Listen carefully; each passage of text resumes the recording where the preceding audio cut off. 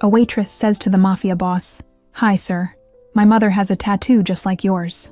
But what happened next shocked everyone. The prestigious Golden Crown restaurant fell silent as Joseph Salvini, Chicago's most feared Mafia boss, stared at the young waitress, his face turning white as paper, then flushed, then white again. The tattoo in question was a unique constellation pattern that wrapped around his wrist, a design he had created with only one other person over 20 years ago. His mind raced back to the summer of 2004, to a woman named Rose, who had simply vanished from his life after what he believed was a miscarriage that had ended their future together. Joseph's bodyguards tensed, misinterpreting his shock as threat, hands moving toward concealed weapons until he raised a single finger to halt them.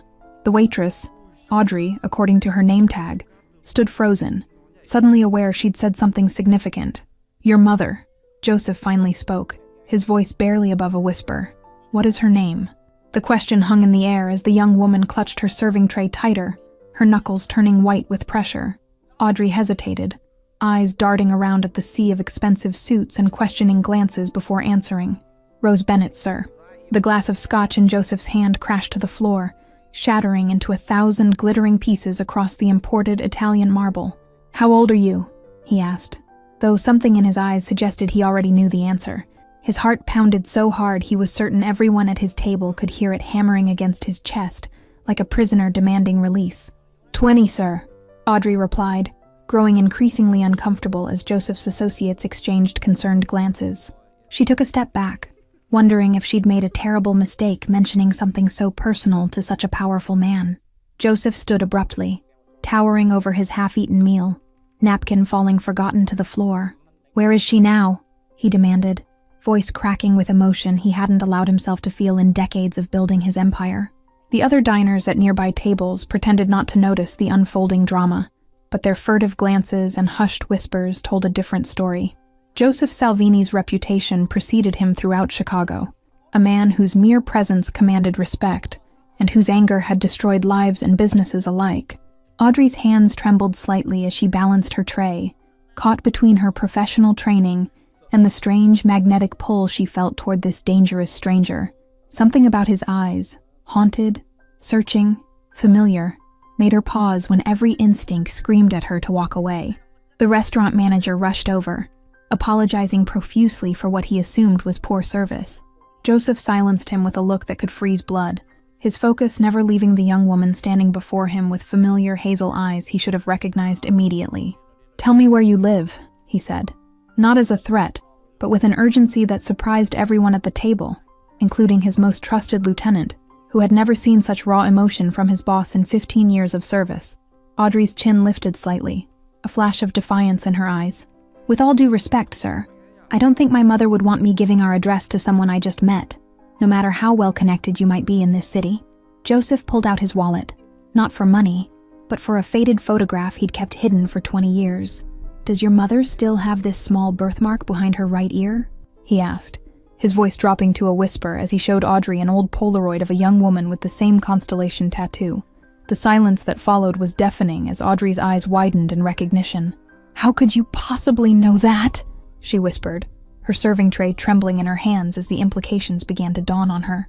"I need to see her," Joseph said, no longer a request, but a desperate plea from a man who suddenly realized he might have lost much more than he had ever known. "Please, there are things that happened, things I was told, that might not be true." The young waitress looked at the powerful man before her, seeing for the first time beyond the expensive suit and fearsome reputation to something broken and human. "My shift ends at 9, she finally said, writing an address on her order pad. "But I'm warning you, she might not want to see you after all this time. Chicago, 2004. The summer air hung heavy with promise, as Joseph Salvini, heir to the city's most powerful crime family, spotted Rose Bennett reading poetry in Grant Park. She wore cut-off jeans and a university sweatshirt, worlds away from the polished women who typically sought his attention. "What are you reading?" he had asked, surprising himself with his interest.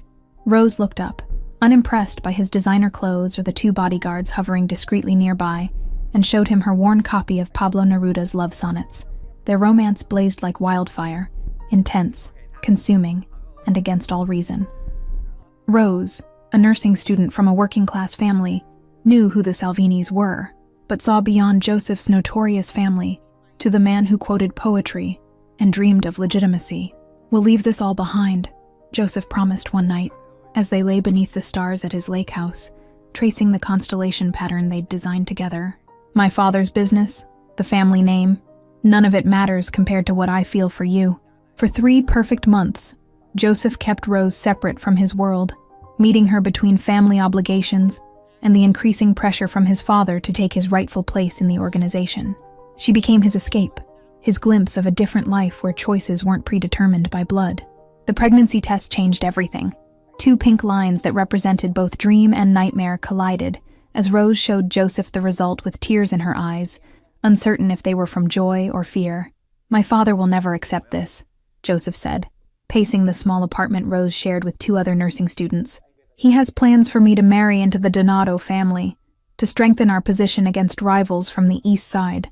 His father's reaction was worse than he'd imagined. "Get rid of it," Don Salvini had commanded, slamming his fist on the mahogany desk that had witnessed 3 generations of family decisions. "Or I'll make sure she disappears permanently. Your choice." Joseph gave Rose money for an abortion, tears streaming down his face as he explained the impossible situation. "I can't protect you from my father," he admitted, shame burning his throat like acid. "He'll never let us be a family." The hotel room where they met for the last time became a mausoleum for their dreams, walls closing in as Rose clutched the envelope of cash with white knuckles. Outside, rain pounded against the windows, nature itself mourning what they were about to lose. Later that night, alone in his father's study, Joseph smashed his fist through an antique mirror, the physical pain a welcome distraction from the hollow ache in his chest.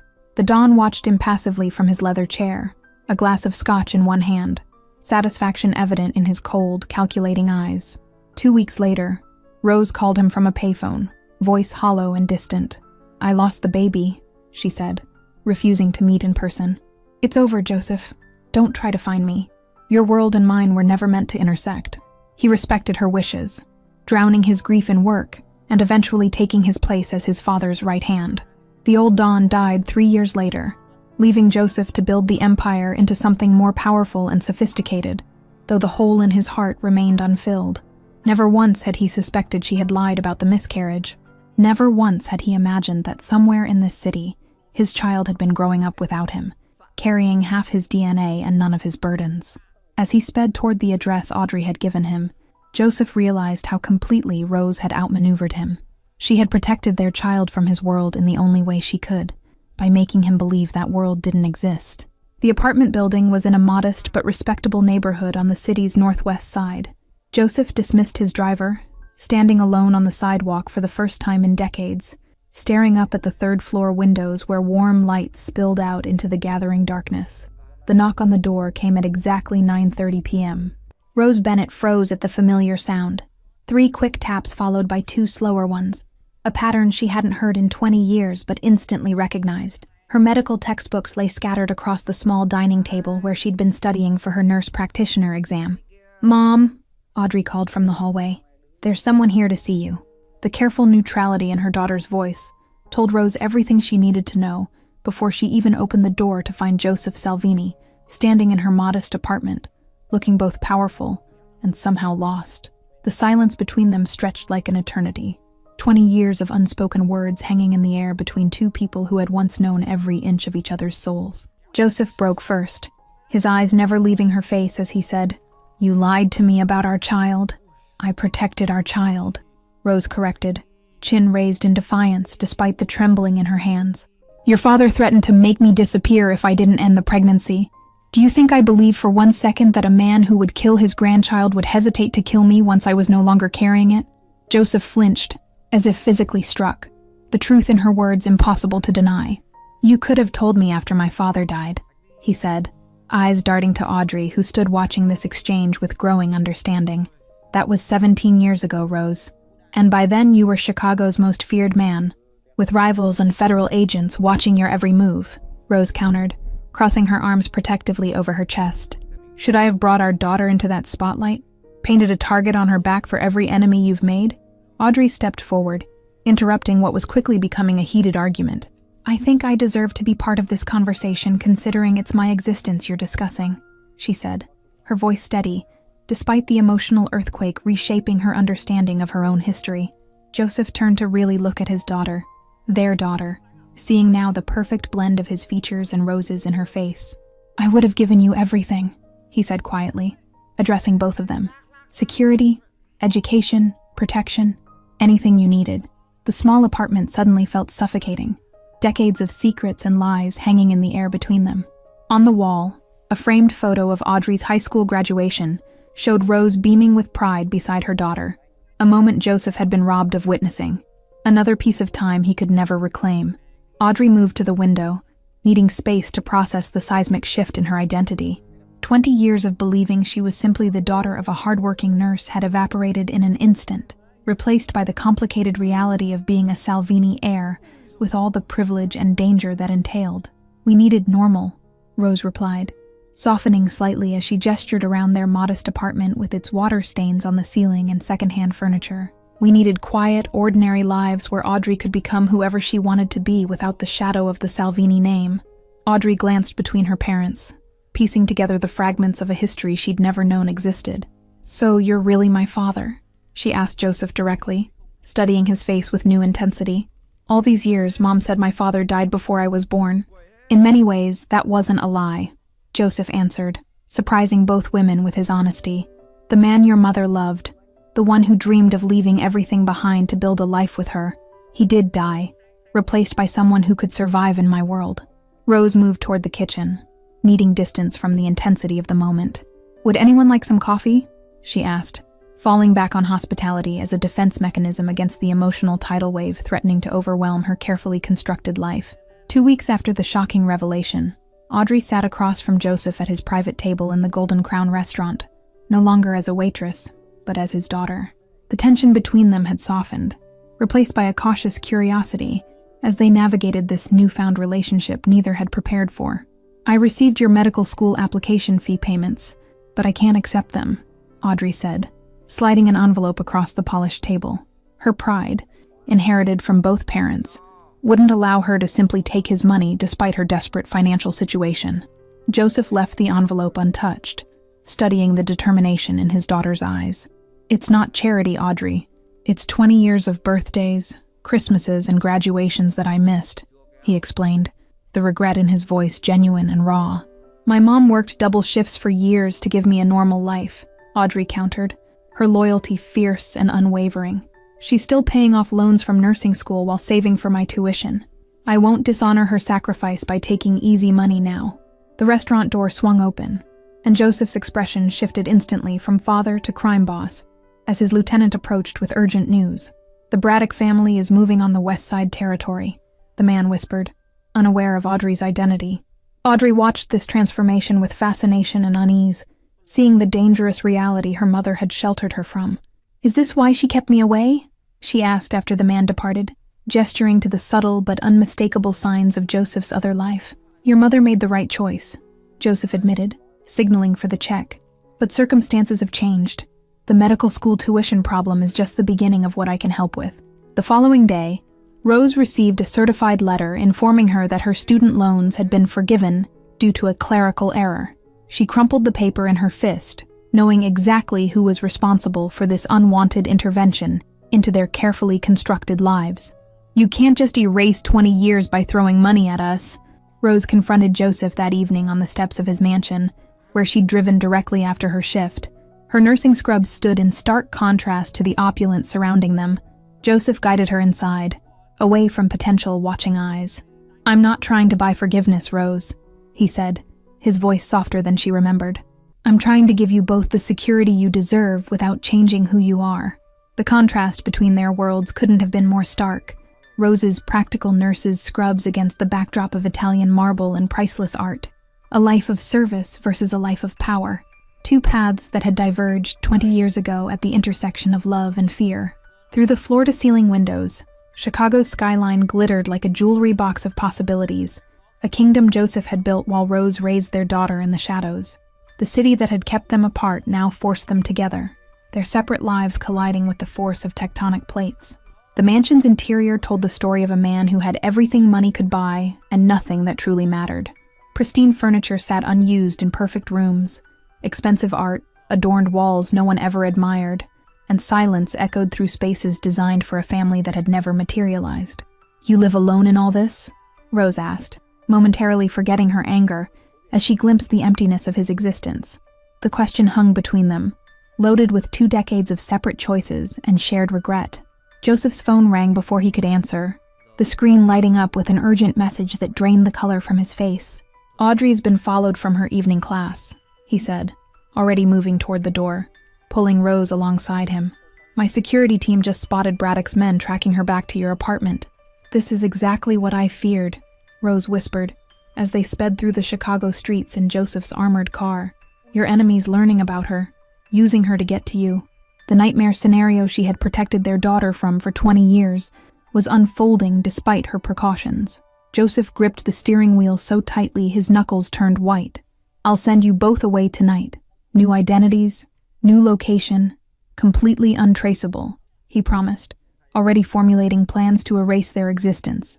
"Or you can come under my protection, where no one would dare touch what belongs to a Salvini." The Salvini family compound sprawled across 3 acres of heavily guarded lakefront property, a fortress disguised as a luxury estate. Rose and Audrey had reluctantly accepted Joseph's protection after the threat from the rival Braddock family became too dangerous to ignore. "This will be temporary," Rose insisted, as she unpacked their hastily gathered belongings in the guest house. Though spacious and elegant, it felt like a beautiful cage to a woman who had spent 20 years maintaining her independence from Joseph's world.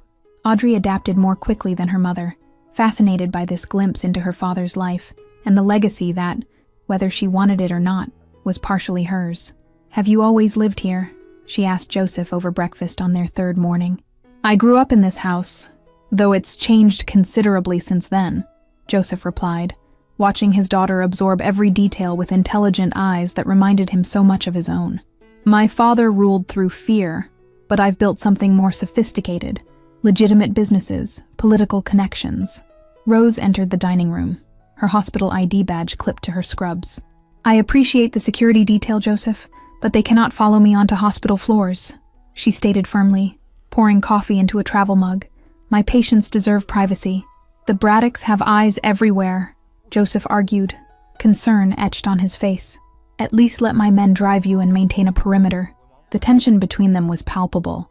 2 decades of separate lives creating fundamentally different approaches to danger. That afternoon, while Rose was at work and Joseph attended to business, Audrey explored the mansion's east wing, discovering a library filled with first editions and rare manuscripts. She ran her fingers along leather-bound spines, finding unexpected common ground with the father she was just beginning to know. A leather-bound copy of Pablo Neruda's love sonnets caught her eye, the same collection her mother kept on her nightstand, its pages worn from years of reading. The coincidence sent a shiver down her spine, a tangible connection to the love story that had created her, then been severed before she was born. Outside the library windows, armed guards patrolled the manicured grounds, a stark reminder that this world of culture and refinement was built on a foundation of violence and power. Audrey wondered how many of these men knew who she was, the secret daughter suddenly thrust into the spotlight of a dangerous family legacy. "My grandmother's collection," Joseph explained, finding Audrey absorbed in a volume of Renaissance poetry. She believed education was the true path to power, not the family business my grandfather built. His voice carried a wistful quality that Audrey had never heard before. The peaceful moment shattered as Joseph's security chief burst in, his expression grave. "We've intercepted communications," he reported. "The Braddocks know about your daughter and her mother. They're planning to use them as leverage in the territory dispute." Joseph's transformation was immediate and terrifying. Gone was the contemplative father sharing family history, replaced by a man whose cold fury made the temperature in the room seem to drop.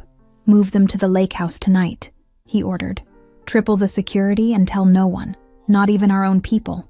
"I have an exam tomorrow," Audrey protested when informed of the plan. "And Mom has patients who depend on her. We can't just disappear because some rival of yours is making threats." Joseph paced the library, torn between his desire to protect his newly discovered family and his respect for the independent lives they'd built without him. 20 years ago, I let your mother make the decision to keep you safe," he finally said. "I won't make the same mistake twice." The lake house, though called such, was actually a remote compound in northern Wisconsin, accessible only by private road and protected by state-of-the-art security systems. Rose stood at the window, watching the sunset reflect off the water, as Audrey explored the rustic but luxurious interior. "He's trying to put us in a gilded cage," Rose whispered, when her daughter joined her. "I've spent your entire life making sure you could make your own choices, and now this." She gestured to the armed guards patrolling the perimeter. Audrey was silent for a long moment, processing everything that had happened since that fateful day at the restaurant. "Maybe we don't have to choose between his world and ours," she finally said, surprising her mother with her insight. "Maybe there's a middle path where we accept his protection without sacrificing who we are." 6 days at the lake house passed in tense isolation before Joseph arrived with news. "The immediate threat has been neutralized," he announced, the vague phrasing telling both women more than explicit details would have about what had transpired in Chicago during their absence. Rose watched him carefully, seeing both the man she had loved and the dangerous figure he had become. "We need to talk about what happens next," she said quietly. "This situation is forcing us to make decisions we're not prepared for." Joseph nodded, following her outside onto the dock where privacy from both security personnel and Audrey would allow for honest conversation. The autumn air carried the scent of pine and approaching winter as they stood side by side, looking out over the water. "I never believed your father's threats were real until the day you disappeared," Rose finally admitted, breaking the silence between them. "When you gave me money for the abortion, I realized your family's reputation wasn't exaggerated. The danger was real." Joseph flinched at her words, the pain of old wounds still fresh. "I gave you that money to buy time, Rose. Not because I wanted to end our child's life," he confessed. "I was searching for a way to stand up to my father, to protect both of you. By the time I discovered I was still pregnant, I was already in San Francisco," Rose continued, wrapping her cardigan tighter around herself. "I called to tell you about the supposed miscarriage because I knew it was the only way to keep our baby safe from your world." The revelation hung between them. 20 years of misunderstanding finally clarified in the crisp air above the still lake. "I would have found a way to protect you both," Joseph insisted, though his voice lacked conviction. "My father's organization was different then, more violent, less stable." "And now?" Rose challenged, turning to face him directly for the first time. "What would happen to Audrey if your enemies discovered a Salvini heir who hasn't been raised in the family traditions?" Joseph had no answer that would satisfy her, the truth too complex and dangerous to articulate. "She has my name whether she uses it or not," he finally said, "and that means something in Chicago, for better or worse." The sliding door opened as Audrey joined them on the dock, her expression serious. "I've been thinking about medical school," she announced without preamble. "I still want to go, but I need to understand exactly what being your daughter means for my future." Joseph looked between the two women who should have been his family for the past 20 years, seeing the strength and resilience they had built without him. "It means whatever you want it to mean," he answered carefully. "The Salvini name can open doors or remain your secret." "And what about you and Mom?" Audrey asked boldly, addressing the unspoken tension that had been building since their reunion. "There's obviously still something between you despite everything." Rose flushed, embarrassed by her daughter's directness, while Joseph looked momentarily caught off guard. "Your mother made the right choice for you," he finally said. "She protected you from a life I wouldn't have wanted for my child either." "That doesn't answer my question," Audrey pressed, her persistence revealing her Salvini heritage more clearly than any DNA test could have. 20 years is a long time, but neither of you ever married anyone else." The silence that followed was deafening, filled with 2 decades of might-have-beens and paths not taken. Rose broke it first, her voice barely above a whisper. "Some choices stay with you forever. They become the foundation you build your life upon, for better or worse." Joseph's phone rang, shattering the moment with harsh reality. The call was brief, his responses clipped and professional, but when he hung up, both women recognized the gravity in his expression. "The Braddocks have escalated beyond what I anticipated," he said. "We can't stay here. We need to move tonight." The setting sun cast long shadows across the dock, turning the tranquil lake into a canvas of crimson and gold that belied the danger closing in around them. Rose instinctively moved closer to Audrey, the protective instinct that had guided her choices for 20 years, still her primary compass. Joseph watched the subtle movement, understanding flickering in his eyes. This was what he had missed. The countless moments of ordinary love that couldn't be purchased or commanded. His empire of power and fear suddenly seemed hollow compared to what Rose had built alone. A relationship founded on trust, sacrifice, and unconditional love. The caravan of black SUVs moved swiftly through the darkness, headed toward an undisclosed location Joseph assured would be secure. Rose sat beside Audrey in the middle vehicle, watching her daughter stare out the window at the passing countryside with worried eyes. "We should be at the hospital," Rose said suddenly, breaking the tense silence. "My shift starts in 4 hours, and Audrey has exams tomorrow." The normalcy they had fought so hard to maintain was slipping away with each mile. Joseph glanced at them in the rearview mirror, his expression grim. "The hospital received a bomb threat specifically mentioning the cardiac ward where you work," he explained. "It wasn't real, but it was a message meant for me. They know exactly where to find you." The convoy suddenly screeched to a halt as a tree blocked the narrow forest road ahead. Joseph's hand went immediately to his weapon, eyes scanning the dense woods surrounding them. "Stay in the car," he ordered, voice leaving no room for argument. Rose reached for Audrey's hand, squeezing it tightly as they watched Joseph confer with his security team. "Whatever happens, stay down and follow my lead," she whispered, the protective instinct she'd honed for 20 years kicking into high gear. The first bullet shattered the driver's side window of the lead SUV, followed immediately by a coordinated attack from the forest on both sides. Joseph dove back into their vehicle, using his body to shield Rose and Audrey as bullets peppered the reinforced exterior. "Drive," he shouted to his driver, who slammed the vehicle into reverse, tires spinning on the gravel road. The other SUVs provided covering fire as they executed a precise retreat maneuver that spoke of extensive training and experience with such ambushes. Audrey pressed herself against the floor, eyes wide with terror, as the reality of her father's world crashed into her peaceful existence. "Is this what your life is always like?" she gasped, as their vehicle lurched back down the road they had just traveled. "Only when someone thinks they can take what's mine," Joseph replied, checking his weapon before reaching for the satellite phone secured in the console. His call was brief and coded, but both Rose and Audrey understood he was mobilizing reinforcements. The firefight ended as abruptly as it had begun, the attackers melting back into the forest, rather than pursuing the retreating convoy. "That wasn't meant to succeed," Joseph muttered, more to himself than to the others. It was a message, or worse, a distraction. His phone rang immediately, confirming his worst fears. "Sir, there's been an explosion at your downtown office," his lieutenant reported, voice tight with controlled panic. "Emergency services are responding, but early reports suggest multiple casualties." Joseph's face revealed nothing, but his knuckles whitened around the phone. "Take us to Lakeside Memorial," he instructed his driver, surprising both Rose and Audrey.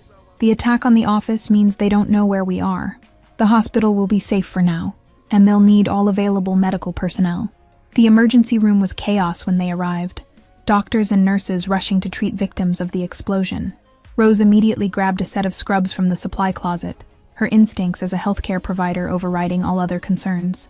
"I can help too," Audrey insisted, following her mother's lead. "I've completed 3 years of pre-med. I know basic triage procedures." The determination in her eyes mirrored Joseph's own, revealing her heritage more clearly than any DNA test could have. As they worked alongside the overwhelmed hospital staff, a pattern emerged in the injuries. Most of the victims were not Joseph's men, but ordinary office workers, cleaning staff, and civilians who happened to be in the wrong place. They weren't targeting my organization, Joseph realized with growing horror. They were making a statement about collateral damage. The irony wasn't lost on him. For decades, he had justified his actions by claiming to insulate innocents from the violence of his world, yet here were dozens of ordinary Chicagoans bleeding because of a vendetta against him. In the harsh fluorescent light of the emergency room, the carefully constructed walls between his family business and civilian life crumbled. Rose moved with practiced efficiency between patients, her hands steady despite the chaos, occasionally meeting Joseph's gaze across the crowded space. No words passed between them, but something fundamental had shifted. They were partners again for the first time in 20 years, fighting together against the consequences of choices made long ago. 3 days after the attack, Joseph stood in the hospital corridor watching Rose and Audrey through the window of the doctor's lounge where they had finally collapsed from exhaustion.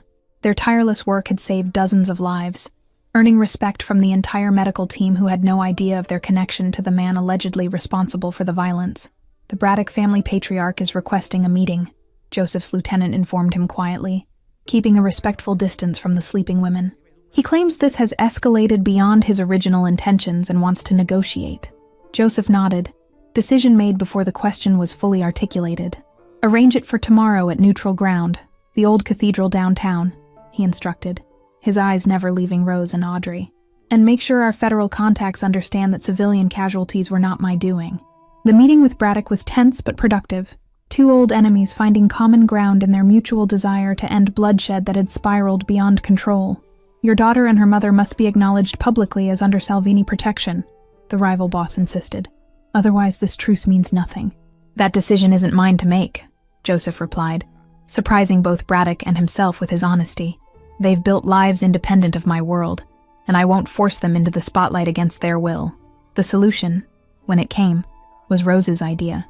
A charitable foundation established in Audrey's name to support medical education for disadvantaged students. This gives her Salvini protection without Salvini notoriety, Rose explained, as they finalized the paperwork in Joseph's downtown apartment. The Audrey Bennett Medical Scholarship Fund, Joseph read from the incorporation documents, approval evident in his voice, funded by anonymous donors, but with the implicit understanding throughout Chicago that it falls under Salvini protection. Audrey looked between her parents, seeing the mutual respect that had survived 20 years of separation. I still want to be a doctor, not a mob princess, she clarified, her tone leaving no room for negotiation. This foundation lets me acknowledge my heritage without being defined by it.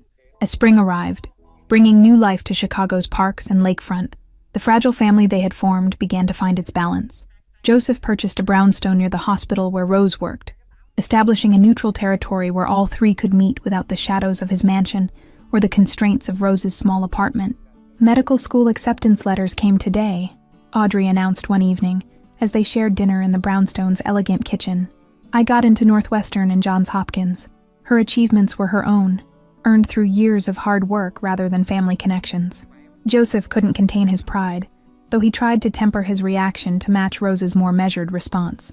Whichever you choose, the foundation will cover everything, he assured her. Your focus should be on becoming the best doctor you can be. Actually, Audrey began hesitantly, setting down her fork, I'm considering deferring for a year. The statement caught both parents by surprise, their expressions prompting her to continue quickly.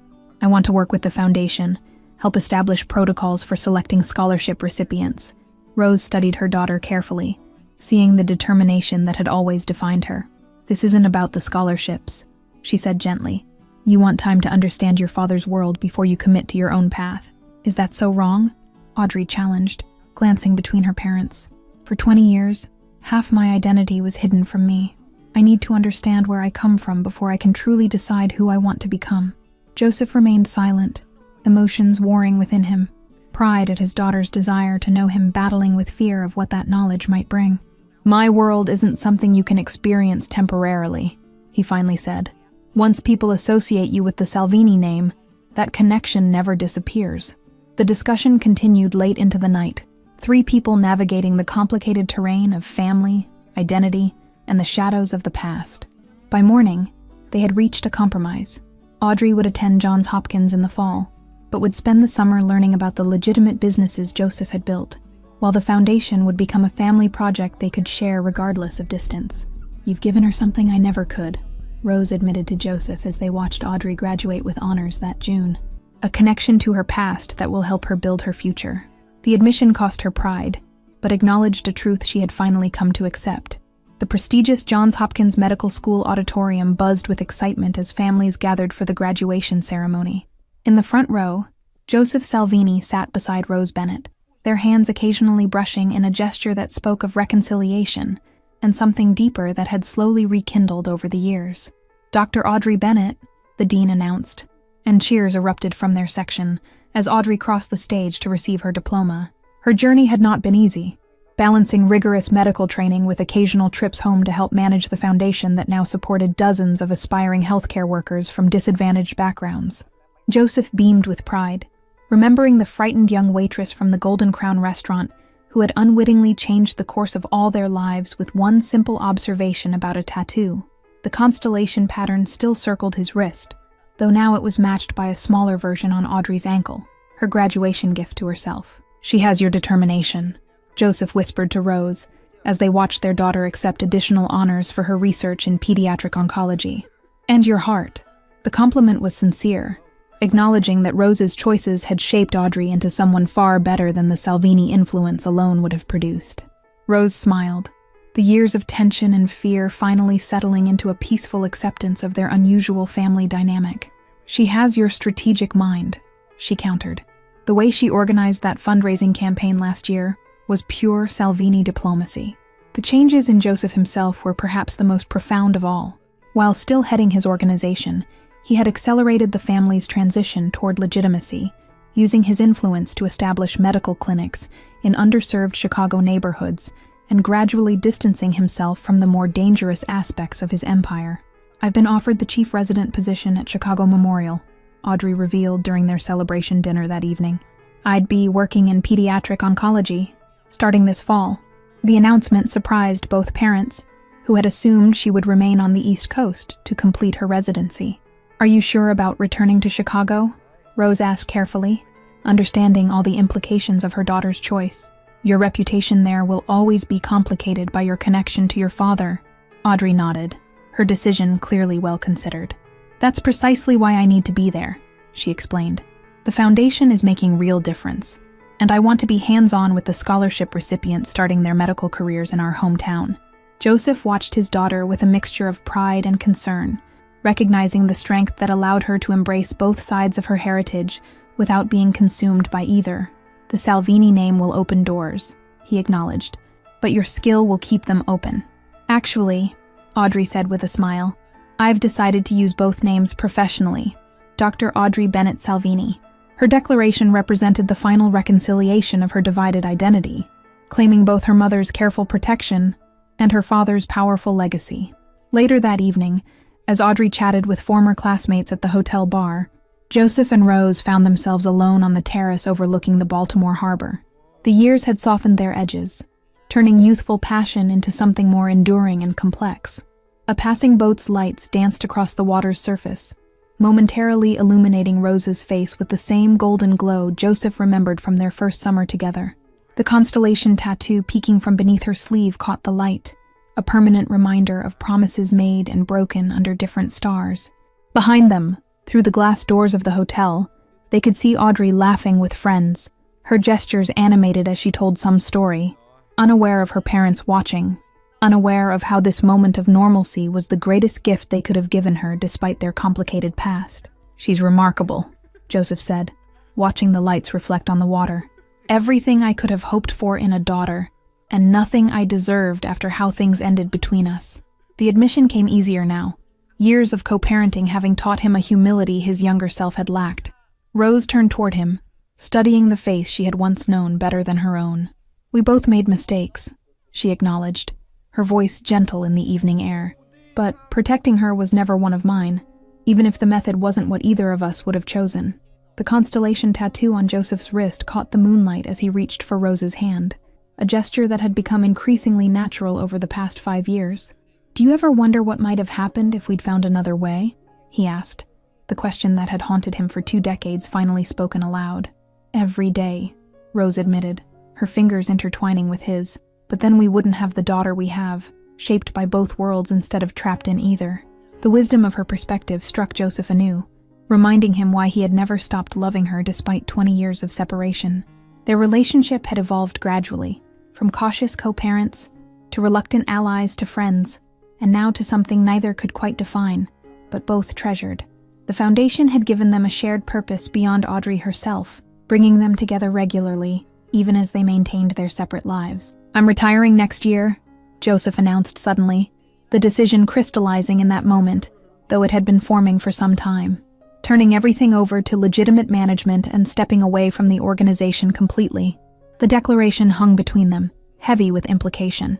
Rose studied him carefully, searching for the truth behind his words. "And then what?" she asked. The question simple, but loaded with 2 decades of complicated history and 5 years of careful rebuilding. Joseph's answer came in the form of a small velvet box he'd carried in his pocket throughout Audrey's graduation ceremony. "And then, if you're willing, we try again. The right way this time," he said, opening it to reveal not a diamond but a gold pendant, bearing the same constellation pattern as their tattoos. Thank you all for following this story. If you're enjoying it, write in the comments where you're watching from. And don't forget to like, subscribe, and share the video, because your support is important for me to continue here.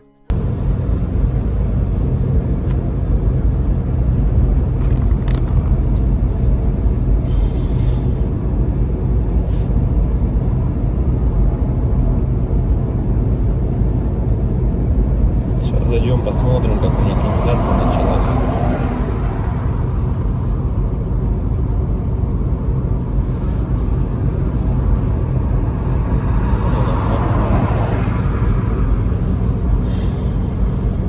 Если вот рассматривать, я говорю, задумываясь о том, что прожитые типа 30 лет, так смотришь на многих людей, которые сейчас, соответственно, живут, которым в районе 30, которые уже потеряли вообще вкус к жизни, да, радость какую-то от жизни. Таких, причем, кстати, становится все больше и больше.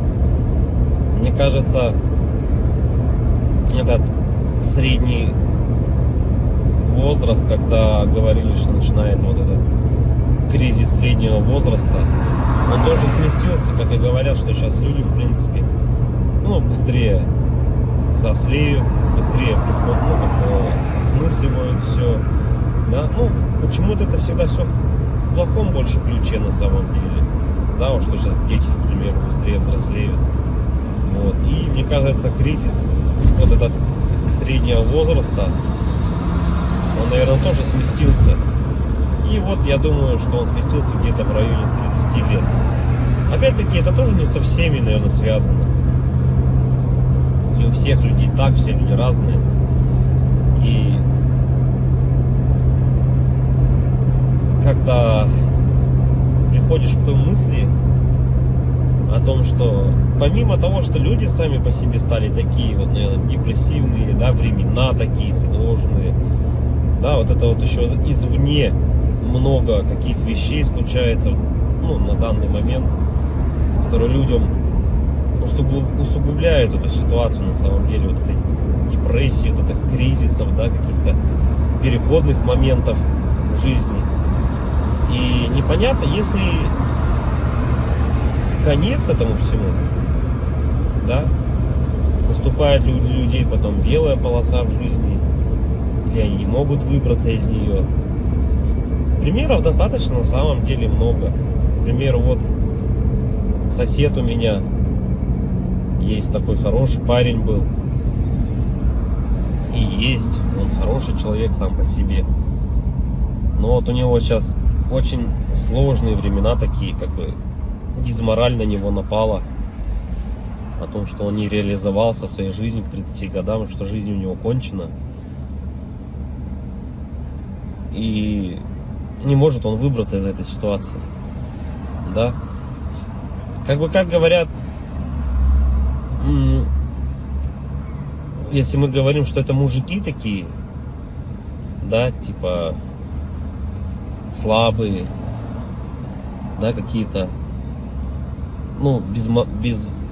безморальные, как бы такие вот, что в основном это случается, наверное, зачастую, может быть, это у мужиков случается в этом возрасте, такой кризис, наверное, да, каких-то неудач в своей жизни, не пришедших ни к чему достойному и хорошему.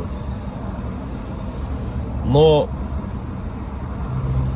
вопрос в том, что это мужики такие, типа слабые, или времена такие стали, что если вот разобраться так, вот, например, возьмем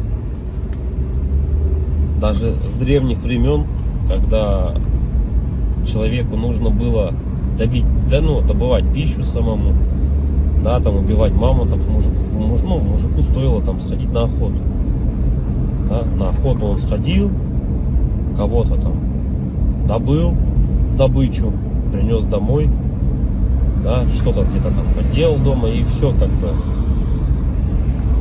И это возможно как работа тоже на ежедневной основе, да, была. И как бы мужик в то время считался, еще воином были, они воинами были, не воевали, да. В любом случае это все такая в основном физическая была работа, типа стратегии на добыче пищи какой-то себе. Ну, тут вот требовалось, возможно, какое-то знание, да, тут я не спорю. Но в основном это была физическая работа. Если взять, к примеру, не такие далекие времена, когда там люди вот только выходили из пещер, да, взять даже, допустим, 50 лет назад, 100 лет назад, да, когда люди работали на заводах, и что тогда считалось именно мужиком, да, таким. Разница была, наверное, с нынешними временами в том, что если ты работал, к примеру, на заводе на каком-то, то тебе было этого всего достаточно. То есть ты уходил на завод, отработал свое время, да, пришел домой, какие-то тоже там, может, домашние дела, и, ну, и этого тебе было достаточно на самом деле. Как бы, и все, и заключалась вся суть именно мужчин, ну вот, как бы устроиться главное на завод и работать физически, опять-таки, да, получить какое-то образование, так, ну, как бы среднеспециальное, к примеру, да, какой-нибудь токарь, идти на завод, отработать там 8-12 часов. Ну, это не легкая работа, я не спорю тоже с этим. Но опять-таки, этого зато было достаточно. Человек уходил, он отрабатывал там 12 часов и понимал, что ему будет всего достаточно. Ради этого и была, наверное, главная и основная мотивация. Да? И если перенесемся мы, наверное, в наше время уже, сейчас, на данный момент, то есть люди просто не знают на самом деле, как заработать. Как получить жилье, как получить новый автомобиль. То есть способов получения данного результата его нету как такового. Это говоря о том, что ты будешь ходить на работу по 8, по 12 часов, допустим, сутками там работать, да, ты не заработаешь на машину, заработаешь ты на нее через 5 лет, если ты там не будешь ни пить, ни есть, как бы, да. Ну ладно, если вообще не тратить деньги, то заработаешь. Ну, такого же невозможно, это же только где-то в сказках. С учетом нынешних трат, то есть даже при зарплате какой-то средней, там 100 тысяч рублей, ну, где-то 60, где-то 70, где-то 80. Возьмем от 60, наверное, до 120. То есть, к примеру, достижение результата такой, как, к примеру, квартира, недвижка какая-то своя, это кредиты, ипотеки.